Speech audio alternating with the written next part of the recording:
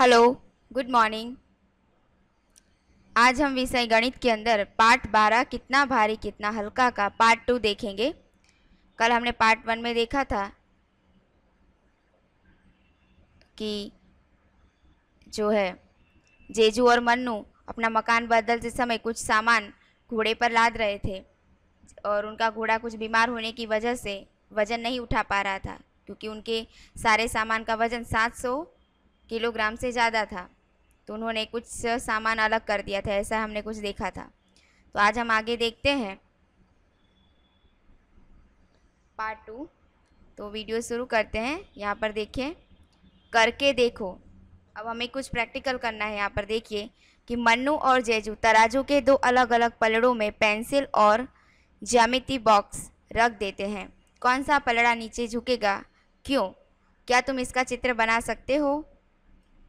क्या करना है, मन्नू और जेजू ने तराजू बनाया था, बराबर। तो उसी तराजू का टेस्ट करने के लिए वो क्या करते हैं, उनके पास जो भी साधन सामग्री होती है तो वो लेते हैं। जैसे कि यहाँ पर उन्होंने एक पेंसिल ली है और एक ज्योमेट्री बॉक्स लेते हैं, और उसी दो पलड़ों के अंदर एक पलड़े में ज्योमेट्री बॉक्स और एक पलड़े में पेंसिल रखते हैं। तो आप सोचिए कौन सा पलड़ा नीचे झुकेगा, यानी कि जो पलड़ा भारी होगा, जिस वस्तु का वजन भारी होगा, उस तरफ का पलड़ा नीचे झुक जाएगा। तो आप बताइए कौन सा, किस साधन का पलड़ा नीचे झुकेगा? तो ये कंपास बॉक्स यानी कि ज्योमेट्री बॉक्स जो है वो जिस पलड़े में रखा होगा वह पलड़ा नीचे झुक जाएगा। कौन सा भारी है? अलग अलग चीज़ों के जोड़े बनाओ और तोल कर देखो कि कौन सा भारी है। पहले सोचो कि किस चीज़ को पलड़े में डालने पर वह नहीं झुकेगा, और फिर अपने अंदाजे की जांच करो। बराबर, क्या करना है, अभी जिस तरीके से मन्नू और जेजू ने पेंसिल और ज्योमेट्री बॉक्स रख कर देखा है, उसी तरीके से आपको आपके आसपास जो भी कुछ छोटे मोटे साधन दिखते हैं वो आपको इकट्ठे करने हैं। फिर आप अंदाज़ा लगाओ, पहले के दो दो की जोड़ बना लो, भारी और हल्का, इस तरीके से। फिर आप अंदाज़ा लगाओ कि इसमें से कौन सा सामान रखने पर पलड़ा झुक जाएगा। फिर करके देखो क्या आपका अंदाज़ा सही था। चलो आगे देखते हैं, सबसे भारी कौन? तीन तीन चीज़ों के समूह बनाओ, जैसे कि रबर, गेंद और कागज़। तराजू का प्रयोग करते हुए चीज़ों को उनके वजन के क्रम में लगाओ। सबसे पहले हल्की, फिर बीच वाली और आखिर में सबसे भारी चीज़। कम से कम ऐसे 5 समूह बनाओ और तालिका पूरी करो। नीचे जो हमें ये तालिका दी गई है इसमें आप देख सकते हैं आपने जो भी सामान इकट्ठे किए हैं, बराबर, तो उसको क्या करना है, 3-3 का समूह कर देना है। एक समूह में 3 वस्तु रख देनी है। फिर आपको क्या करना है, आपको एक सीरीज तैयार करनी है, जैसे कि उसमें आपको सबसे ज़्यादा हल्का, फिर ना ज़्यादा ना हल्का या भारी, और अंत में सबसे ज़्यादा भारी।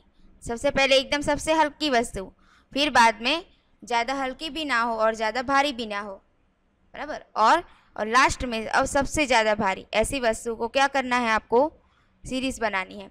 उसी तरीके से आपको पूरे 5 समूह तैयार करने हैं, और आपने जो भी सामान इकट्ठा किए हैं वो यहाँ पर आपको लिखने हैं। जैसे कि मैं आपको एक समूह लिखकर दिखाती हूँ। जैसे कि मैंने सामान इकट्ठा किया है, कलम है, कॉपी है और गणित की आपकी किताब है,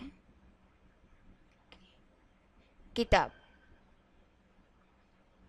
अब ये देखिए इसके अंदर सबसे ज़्यादा हल्का इसमें से क्या हो सकता है, तो कलम जो है वो मेरी सबसे हल्की है, तो मैं यहाँ पर लिखूँगी कलम, बराबर। फिर उसके बाद ज़्यादा हल्का भी नहीं और ज़्यादा भारी भी नहीं, तो उसमें कॉपी, तो हम यहाँ पर लिख देंगे कॉपी, बराबर। और अंत में गणित की किताब जो है वो इन दोनों से ज़्यादा भारी है, तो मैं यहाँ पर लिखूँगी गणित की किताब। ठीक है, तो इसी तरीके से आपको भी लिखना है। चलो आगे, क्या तुम अपना भार इस तराजू पर तोल सकते हो? अब सोचो, क्या आप अपना भार इस तराजू पर तोल पाओगे? तो नहीं। चलो अब यहाँ पर है बाट बनाना। बाट का मतलब होता है जिस साधन की मदद से आप किसी भी वस्तु का वजन नापते हो, तो उसको क्या बोला जाता है, बाट। अभी अब हमारे पास बाट नहीं है, तो अब हम थोड़े काम के लिए बाट खरीदने तो नहीं जाएंगे, तो उसको क्या करना है, हमें खुद से बनाना है। तो उसके लिए हमें क्या करना पड़ेगा वो देखते हैं। इस गतिविधि को जोड़ों में करें।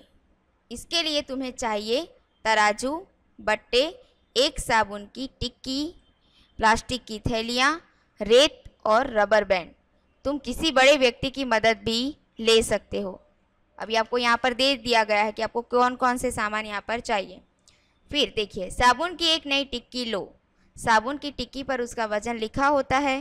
तुम इस साबुन का इस्तेमाल करते हुए अलग अलग बाट बना सकते हो। अब क्या करना है, हमें एक साबुन की टिक्की लेना है, एक साबुन, जैसे कि उस साबुन का वजन जैसे लिखा है कि 50 ग्राम, बराबर। अगर वो साबुन का वजन है 50 ग्राम तो उसको हम एक माप के तरीके से ले सकते हैं। चलो, जैसे कि मैंने लिया है, साबुन का वजन 50 ग्राम है, ये मैंने 50 ग्राम का साबुन लिया है।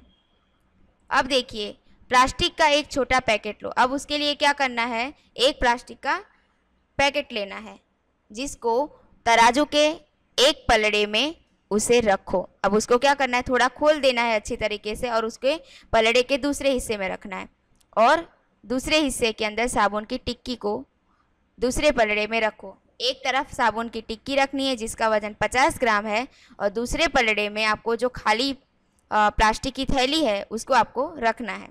अब क्या करना है, अभी आप देखेंगे कि आपका जो साबुन का पलड़ा है वो नीचे झुका होगा, यानी क्योंकि वो वजन में है, 50 ग्राम का वजन है उसके अंदर और प्लास्टिक की थैली का कुछ भी नहीं। अब क्या करना है, धीरे धीरे रेत को प्लास्टिक की थैली में डालते जाओ जब तक पलड़े बराबर ना हो जाए, क्योंकि आपने देखा है कि साबुन का जो पलड़ा है वो नीचे झुका हुआ है। तब सामने वाले पलड़े के अंदर आपको जो थैली रखी है उसके अंदर आपको रेत डालते जाना है, बराबर डालते जाना है जब तक कि साबुन का पलड़ा और ये जो प्लास्टिक की थैली जिसमें आप रेत भर रहे हो वो दोनों समान ना हो जाए। अब क्या करना है, पैकेट को रबर चढ़ाकर या धागे से बंद कर दो। अब क्या करना है कि जब आपका पलड़ा दोनों बराबर हो जाता है तो उसको लेकर आपको क्या करना है, रबर से बंद कर देना है। चाहे तो आप रस्सी से बांध कर भी बंद कर सकते हो। इस पर कागज़ की एक पट्टी चिपकाओ और उस पर लिख दो 50 ग्राम, बराबर, क्योंकि जो रेत वाली थैली है वो 50 ग्राम की हो गई है। तब आपको उसको एक कागज़ चिपका देना है और उस पर लिख देना है 50 ग्राम। आगे, अब साबुन की टिक्की और अपने बाट को एक ही पलड़े में रख दो। दोनों मिलकर कितना वजन हुआ। अब देखिए क्या करना है, आपका साबुन तो पहले से 50 ग्राम का था और सामने हमारी रेत जो भरी है वो भी 50 ग्राम की हो गई। अब क्या करना है कि साबुन के पलड़े में ही रेत की जो थैली है उसको रख देना है। तो दोनों मिलाकर कितने हो जाएंगे हमारे 100 ग्राम। ये हमारे हो गए 100 ग्राम। इसी तरह 150 ग्राम, 200 ग्राम और 250 ग्राम के बाट बनाओ, बराबर। इस तरीके से 100 हो गए। तो आपको क्या करना है, अब आपको थोड़ी बड़ी थैली रखनी है सामने और आपको तब तक उसमें रेत भरनी है जब तक वो 100 ग्राम ना हो जाए। फिर आपको इसमें रख देंगे तो वो हो जाएंगे 200 ग्राम। इसी तरीके से आप अलग अलग नाप के, अलग अलग ग्राम के आप जो बाट है वो आप बना सकते हो। इसके लिए तुम अलग अलग वजन के साबुन का इस्तेमाल कर सकते हो। कुछ बड़े बाट भी तैयार करो, जैसे कि 500 ग्राम, 1000 ग्राम, 750 ग्राम, बराबर। तो इस तरीके से आपको ग्राम तैयार कर सकते हो। अपने बनाए हुए बाटों से अलग अलग चीज़ें तोलो और अपनी कॉपी में उनके वजन लिखो। अब आपने जो बाट बनाए हैं उससे क्या करना है, आपके घर में जो सामान है अब उसका वजन आपको नाप के देखना है तो कि उसका वजन कितना हो सकता है और आपकी कॉपी में उसकी नोंद करनी है। चलो, अब आ गया है अभ्यास का समय। अभी हमने जो ऊपर सीखा है तो उसको टेस्ट भी करते हैं। देखिए, तो कौन सा पलड़ा नीचे झुकेगा उसके सामने हमें तीर का निशान से चित्र बनाना है। चलो, अब आपको पहला एग्जाम्पल आपको यहाँ पर दिया हुआ है। आप देख सकते हैं कि यहाँ पर है 25 और 40 और यहाँ पर है 35 और 40। तो ये देखिए दोनों 40-40 है और ऊपर 35 है, बराबर। तो इसका वजन ज़्यादा होने की वजह से ये यहाँ पर तीर बना हुआ है। अब यहाँ देखिए 75 ग्राम 75 ग्राम, बराबर, और यहाँ पर 140 और 35, तो दोनों ज़्यादा है तो ये वाला पलड़ा हमारा जो है वो नीचे झुकेगा। अब यहाँ देखिए, यहाँ पर दो बाट रखे गए, एक 105 ग्राम का और 200 ग्राम का, और इधर जो है 150 और इधर है 250, तो यही पलड़ा हमारा नीचे झुकेगा। अब यहाँ देखिए, यहाँ पर तीन बाट रखे हैं, एक 55 ग्राम, 245 ग्राम, 700 ग्राम। अब यहाँ देखिए सामने दो ही बाट रखे गए हैं, बराबर, तो ये वाला पलड़ा हमारा नीचे झुकेगा। आगे जाते हैं, यहाँ पर है 20 ग्राम और 196 ग्राम और सामने रखा है 197, तो यहाँ पर कौन सा बाट नीचे झुकेगा आप बताइए मुझे। तो यहाँ पर 197 और यहाँ पर 20 है, यानी कि ये वाला पलड़ा हमारा नीचे झुकेगा। अब यहाँ देखिए 36 और 75 ग्राम और यहाँ पे 63 और 100 ग्राम, तो ये वाला पलड़ा हमारा नीचे झुकेगा। अब यहाँ देखिए, क्या इनमें से किसी भी पलड़े का कुल वजन 1 किलोग्राम है? तो यहाँ देख सकते हैं आप, इसमें से ये वाला जो है, ये जो पलड़ा है उसका वजन तो हम नापते हैं, जैसे कि यहाँ पर सबसे बड़ा वाला नाप 700, उसके बाद 245, उसके बाद है 55 ग्राम, बराबर। तो अब इन सबको हम पहले प्लस कर लेते हैं, देख लेते हैं कि ये 1000 ग्राम यानी कि 1 किलोग्राम के बराबर है।